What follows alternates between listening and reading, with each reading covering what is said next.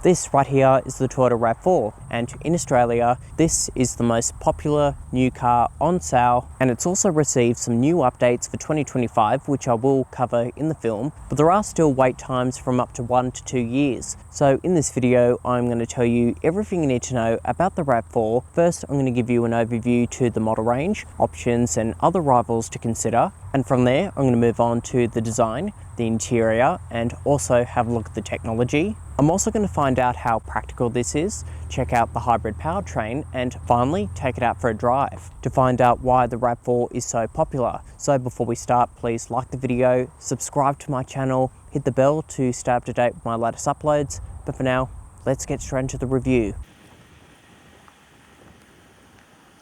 Let's start off with a brief overview about the RAV4. In Australia, this is only offered as a hybrid with a price range from $42,000 and the choice of 5 different models between front-wheel drive and all-wheel drive. And the variant I'm featuring in today's video is the Cruiser in front-wheel drive form, and this is priced from just over $51,000 before OMRO costs, with options that include 8 external colours and 2 colours for the interior. And if we move on to rivals, the RAV4 Hybrid is the type of vehicle that competes with the Honda CR-V e-HEV and of course the Nissan X-Trail e-Power, and I have driven both vehicles and you can find those videos in the description below.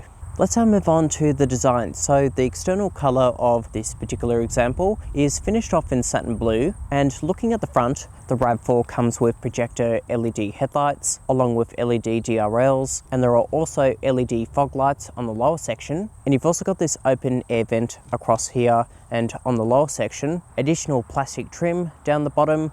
And it's also worth pointing out that these logos will be updated for MY25 models. And if we now take a look at the side view of the RAV4, this example is sitting on 18-inch gloss black alloy wheels that are wrapped in thick profile Bridgestone tyres. And some of the other noteworthy features include black plastic cladding across the wheel arches and on that lower section, gloss black roof rails with a power sliding sunroof, and finally, exclusive to the Cruiser, chrome extensions on the door handles. And if we now take a look at the rear design of the RAV4, at the back we've got partial LED tail lights, and if we move along the boot lid, privacy glass across the third quarter with some silver trim, and looking lower down, additional black plastic cladding with grey inserts that is finally complemented by 2 chrome exhaust pipes. Let's now move on to the cabin. So before you climb inside, the RAV4 comes with a remote key, keyless entry, and push power start for the ignition. Now if we start by talking about the presentation, inside the RAV4 it does come across very bland and simple,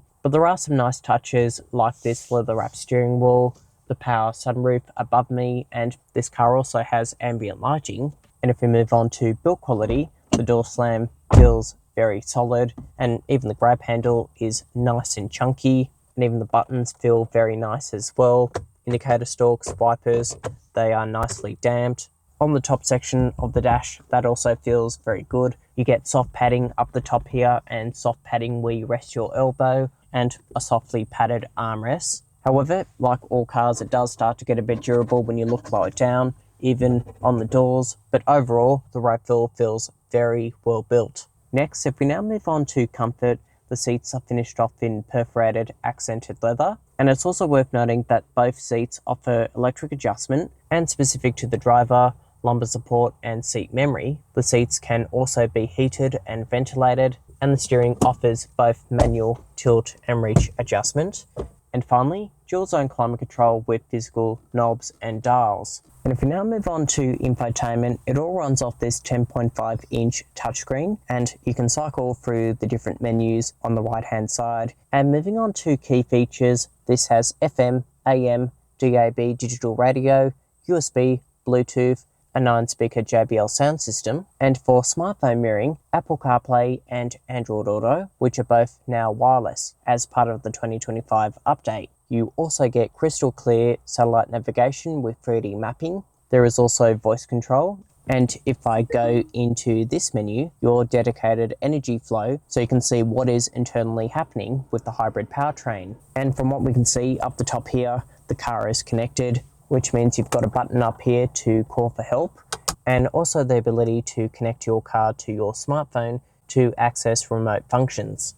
Next, moving on to safety, this comes with a surround view 360-degree camera where you can cycle through all the different views, and if I press view on the right hand side of the dash, that will take you into a top-down 360 view. In addition to that, there are also front and rear parking sensors, a rear cross traffic alert, and if I flick this switch, that activates your digital rear view mirror. Up the top here, there is also autonomous emergency braking, and on the wing mirrors, blind spot monitoring, adaptive cruise control with stop and go function, a lane keeping assistant with active lane centering, and finally, in the center, speed sign recognition. And if we now move on to this 12.3-inch digital instrument cluster, it does take a bit of time getting used to with the controls, but overall, this is a very good customizable screen. The graphics are nice and clear, and you can customize the menus to 3 different settings. Moving on to the drive modes, you've got Eco, Normal, and Sport, and as you can see on the screen, some really cool graphics appear.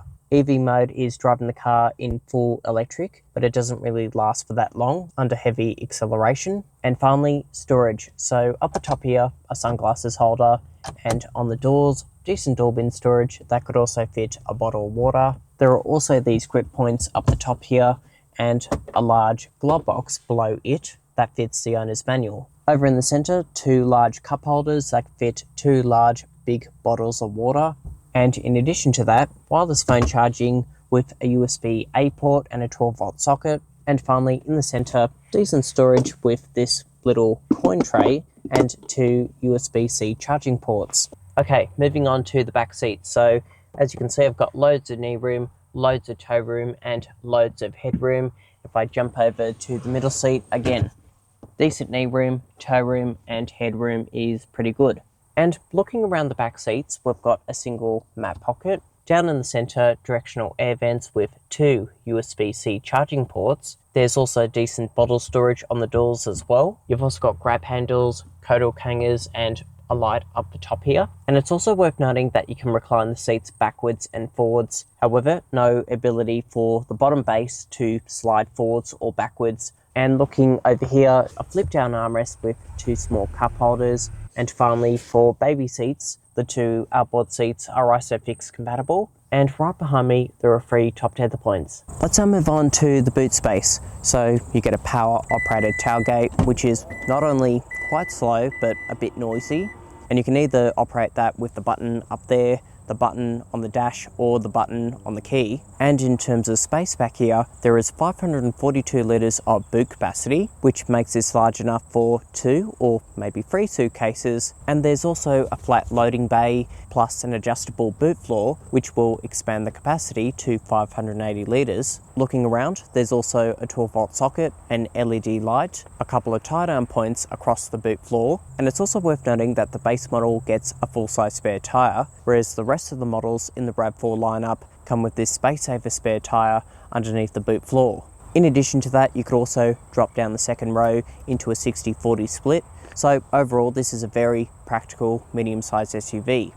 Let's now move on to the powertrain. So under the bonnet features a 2.5 litre naturally aspirated 4-cylinder petrol engine that is linked with a CVT transmission, sending power to the front wheels, or if you go for the all-wheel drive version, you get an electric motor powering the rear wheels. And like I said, all versions of the RAV4 come in hybrid form, which means you get an electric motor up the front and a battery pack at the rear, and altogether producing 88 kilowatts and 200 newton meters of torque. And if we now move on to ownership, Toyota Australia offers a 5-year unlimited kilometre warranty, and you also get a 10-year warranty for the battery pack. However, you do need to pay extra for roadside assistance, but if you do keep up to date with your logbook servicing, you can extend the powertrain warranty from up to 7 years, and the servicing is capped at $260 for the first 5 years, and for the servicing intervals, it is every 12 months or 15,000 kilometres. Okay, moving on to the driving impressions, starting off with vision. I can clearly see what's in front of me. You've got thin A-pillars, decent sized wing mirrors, good side vision, and finally good visibility at the rear. So driving around at lower speeds, what is it like in the RAV4? Well, first of all, you've got a turning circle radius of around 11 meters, which means this is really easy to maneuver around the city, plus an electric steering setup, so the steering feedback is nice and soft but responsive at the same time. And in terms of fuel consumption, Toyota claims that this front-wheel drive hybrid RAV4 can achieve 4.7 litres per 100, 4.8 litres per 100 for the all-wheel drive version, whereas I am averaging 6.5 litres per 100 with a mixture of city, town and country driving. Mind you, if you do set the cruise control, drive only on the freeway, you can drop that figure down to 5.5 litres per 100. So I think overall so not exactly on the claim, but I think overall pretty impressive for a mid-size SUV. The suspension does a really good job at tackling all the bumpy and broken surfaces, so this has been tuned to be very soft on the road, which is great for city driving. Sometimes at higher speeds you can feel some harsh bumps, but that's pretty much every car in this segment. And if we move on to driving aids, the adaptive cruise control works pretty well, blind spot monitoring as well, but the lane keeping assistant does come across a bit intrusive. Luckily you can turn that off with that button there. Whilst we're up to speed, I do hear a bit of wind noise coming into the cabin, but there is no tyre noise. The brake pedal feel can come across a bit too sensitive and sometimes a bit too spongy. It is reactive, but it does take some time getting used to. And when you put your foot down, the petrol engine kicks in and gives you that added punch. You've also got different drive modes to choose from. So PV mode, like I said, doesn't really work unless if you've got energy in the battery. Normal, it's a bit more responsive. However, sport, so foot down, really picks up speed. Yes, again, CVT groan. But that's pretty impressive. There is no benefit having a diesel engine or a turbocharger. The power is pretty much instant. The RAV4 hybrid is a hard car to fault because it does everything right. Yes, it is a bit bland. Yes, it's been on sale for a couple of years, and yes, there are some waiting times, but it is the best vehicle in this medium-sized SUV segment. So with my driving impressions out of the way, let's now wrap up with a verdict. So my final verdict on the Toyota RAV4 hybrid. The styling does look a bit generic, and the interior is starting to show its age in a few certain areas. And compared to some other medium-sized SUVs like the X-Trail and Outlander, the RAV4 isn't available with 7-row seating, but overall as a package with the hybrid powertrain, the equipment levels, the comfort, refinement and the space inside, I still think this generation RAV4 is still the best in its segment. But of course, let me know what you think of my verdict down in the comment section below. And if you haven't already, please like the video, subscribe to my channel for more content, hit the bell to stay up to date. But for now, I will see you in the next film. Thanks for watching.